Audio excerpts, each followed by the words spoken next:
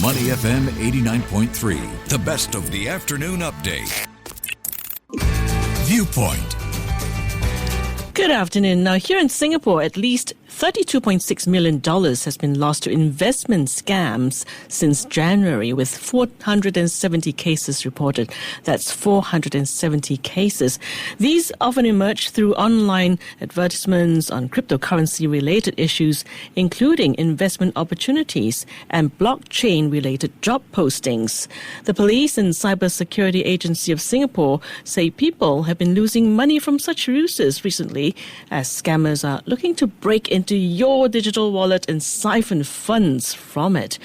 To understand more about cryptocurrency-related scams, I'm really glad to have an expert in digital asset security on Viewpoint to share his expertise and perspectives. Jag Foo, Chair of the Blockchain Security and Compliance Committee at Global Fintech Institute and partner at Singapore-based digital asset security custody provider SafeHeron. Jag, great to have you with us this afternoon. Hey, hi, good afternoon, Lynn. Thank you so much for having me.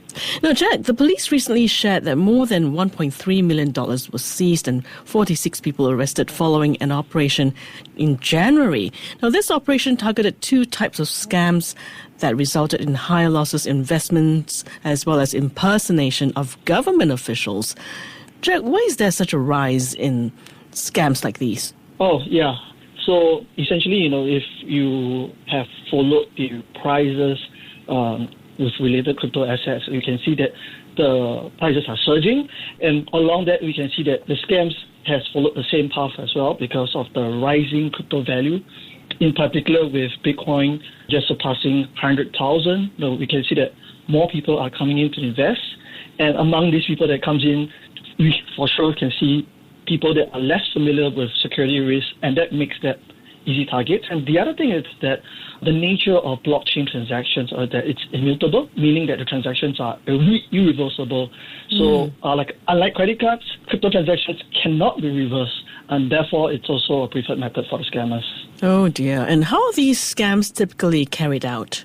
Yeah, so there are a very few common scam tactics. Number one, phishing attacks. So we can see that there are a lot of fake sites or fake emails, that trick users into revealing their credentials to their assets, like, for example, their private keys or their login credentials. And we have also seen a lot of fake investment scheme promising, like, guaranteed returns, but after the users, suspecting users, they put in the funds and then they get rug. So the rug is a term that we use, like we put rug under them and leave them hanging.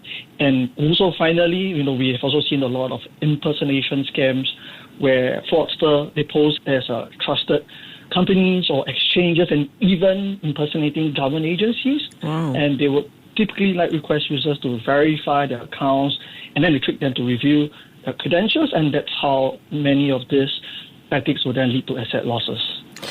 Jag, these scams are really becoming more and more sophisticated. Can you explain phishing, what phishing is, and provide some common signs that might help us identify and avoid these scams? Yeah, sure.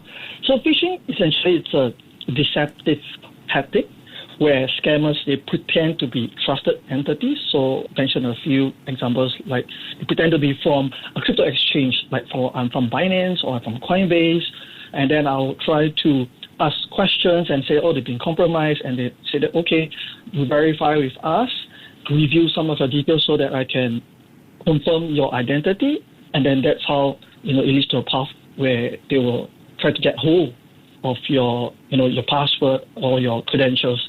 So some of the very common methods will be typically the use of fake emails and fake websites that look identical to the real site. And also, if you don't check properly, you might just believe that, okay, that's the real thing. And how do we spot and avoid phishing schemes? So first off, the immediate thing is that you can check the URL, right, the web link. Mm-hmm. And very commonly, right, the scammers will use web URLs that look very, very similar to the original URL address, maybe with just one or two difference in terms of the alphabet that's being used. Like, for example, Coinbase.com, instead of just one O within Coinbase, you can see two O, right? So that's one. You can check if there's any urgency within the message, like they say, okay, your fund's at risk, please do this right now, please verify this right now. They don't give you time to think, so that's also a sign whereby they want to make use of urgency to get you to act, and hopefully without you verifying. So that's a very common scam tactic. And the other part will be that, especially for those who are holding crypto assets, they might give an excuse to say that, hey, your assets being compromised, key in your seed phrase. So seed phrase are what we use to confirm your ownership of your assets, or you can look at it as digital credentials, right? And if anyone that is asking you to review your seed phrase to assets, you can just take it as it's 100% scams, which is why we always say don't trust, always verify before you do anything, before you click any link. Always check first with the official website or court official website and verify physically. Okay. Having said that, many times we are just so caught in the moment, and many scams involve tricking individuals into revealing personal information, like you mentioned. So what other steps can people take to safeguard their personal and financial details? Sure. Just a few simple steps to start off, right? And that's like any everyday person can do. So first of all, make sure that when it comes to password, have very good password management and security hygiene. You could use a password manager, to manage all your passwords so you don't have to remember. You could have randomized a password utilizing alphabets and numbers, and special signs, so that it's difficult for a hacker to be able to figure out your password. So password manager is good for this, and it allows the password to be stored securely. So that's one. Always ensure that for all your online accounts, whether it's for your email or for your exchange or for your bank, implement two-factor authentications. So very common mode of authentications are the use of software-based authenticator like Google Authenticator, or you could even use a hardware authenticator. Avoid SMS-based two-factor authentication because scammers can usually use what we call SIM swap attacks, to steal your codes. What attack? Can you get it? SIM swapping attack. How do you spell that again? SIM, that means a SIM card, and then swap. Yeah. So basically, they will try to pose as you and talk to the telco and impersonate you, and hopefully that the telco will fall for them, and then they will switch your credentials at the telco side. Oh dear. Yeah. We often hear about such reports. The perpetrators will build rapport with victims and introduce investment opportunities that often involve cryptocurrencies, and then victims are then deceived into transferring money to somebody else's wallets, I suppose, the scammers' wallets. These are all forms of social engineering. Can you talk more about that and share more examples? Yeah, sure. So social engineering, it's a tactic whereby scammers would manipulate human emotions to trick victims into giving up their sensitive information or to give up the credentials that will lead to your assets. Right? And that's whereby no technical hacking is needed. It's just concentrated fully on getting the users to reveal the info. And some common tactics will be through the use of fear and urgency. Right? So like they tell you, oh, your account's been hacked, click on this thing to recover. Or they might pose as somebody from a position of authority. They might say that, oh, I'm from an exchange account support, and they say that your account is being compromised, or I'm from the Singapore Police Force, and they try to get you to work together with them, with the colons, but in actual fact is to get you to review your sensitive details. And the last part is to leverage on your greed, right, the emotion of greed, to tell them that, hey, come into this investment program that I have for you, and within 10 days you can 2x or 10x your returns, right? But a lot of these are actually scams, and as the old saying goes, if it's too good to be true, it probably is. And most of the time they prey on people who might be ignorant and new to cryptocurrencies. So what are the essential safety tips to keep in mind to avoid falling victim to such scams? Yes, there are a couple of steps, in terms of proper systems and processes that, you can implement to secure yourself. So first of all, or rather secure your assets, first of all, use a proper secure wallet to protect your digital assets.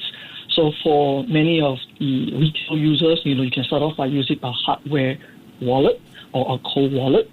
So very commonly used hardware wallets will be, for example, Ledger wallets or Trezor wallets, so that they're easily available online. You can buy them at a very a very low price, and you can use that to secure assets. For enterprises, we would recommend them to use institutional grade vaults, to secure the assets, because that will comes with a lot more layers of securities that is involved. So system is one aspect. The other part is about making sure that you have a good process in place to always check and verify, especially if you come from the enterprise or institutional side. Always make sure that you have multiple parties to review and approve any transaction, so that there is always a mechanism where there's check and balance. Because after all, it's harder to compromise multiple parties as opposed to a single individual. And some of the other measures which I've already covered, like for example, making sure that you put in place 2FA or multi-factor authentication, avoiding investment programs or schemes that seems to be too good to be true. And I think the very last but very important point is that on the user's end, it's important to have a security first mindset, right? By default, don't trust, always verify, keep reading up, keep being educated about the latest trends, especially about threat landscape is always evolving. Keep up to date about how you can protect your assets, and always keep a skeptical mind. Okay. Yeah, even if you receive a text from your wife saying to transfer assets, hey, don't transfer first. Give a call to your wife first. Trust no one. Okay. Jack, since I still have you on the line, what do you see would be the biggest thing in digital asset security this year? What I will say is that we have seen, especially recently with all the news about AI, and the use of artificial intelligence to produce deep fakes and scams.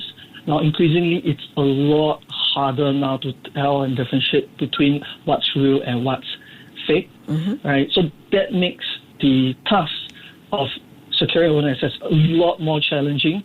But what I will say is that even with rising threats, due to new introductions of technology, many of the foundational security and the concepts towards asset protection still applies, right? Which is what I've already covered.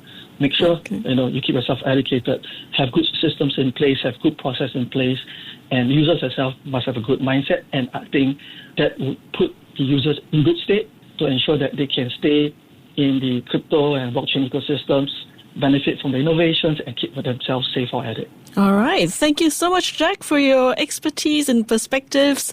Jag Foo, Chair of the Blockchain Security and Compliance Committee at Global Fintech Institute and partner at Singapore-based digital asset security custody provider SafeHeron. Thanks, Jack. Thank you so much, Lynn.